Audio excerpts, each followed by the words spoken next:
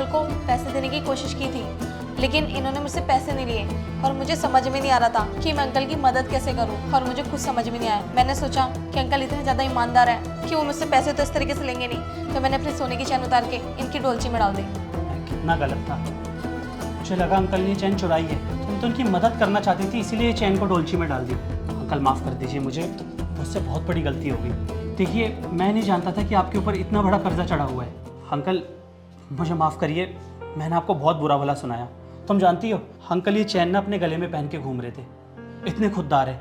अगर ये चाहते तो इस चैन को बेच भी सकते थे, लेकिन इन्होंने इसे संभाल के रखा था ताकि जिसकी वो पहचान ले और ले ले। अंकल अगर मैं कोई मदद कर सकूं तो मुझे बहुत खुशी होगी। हम दोनों के पास थोड़ी सेविंग्स है, मैं वो आपको देता हूं, आप अपना कर्जा चुका दीजिए, हमें बहुत खुशी होगी आपकी मदद करके।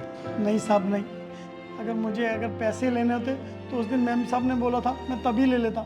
मैं किसी दूसरे के पैसों से अपना कर्जा नहीं उतारूंगा, मैं अपनी मेहनत के पैसों से अपना कर्जा उतारूंगा। अरे अंकल, आप ये कैसी बातें कर रहे हैं? कर्जे की कैसी बात है? आप हमारे घर पे इतने सालों से दूध देने के लिए आ रहे हैं और आपको जानते जानते हमें कितना टाइम हो गया, और मैं तो आपके ऊपर इतना भरोसा करती हूँ और आपको हमारे पर बिल्कुल भी भरोसा नहीं है।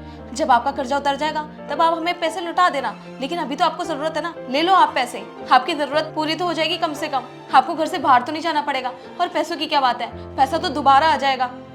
अंकल ये बिल्कुल सही कह रही है, आप हमसे पैसे ले लीजिए, हम आपके बच्चों की तरह ही तो हैं।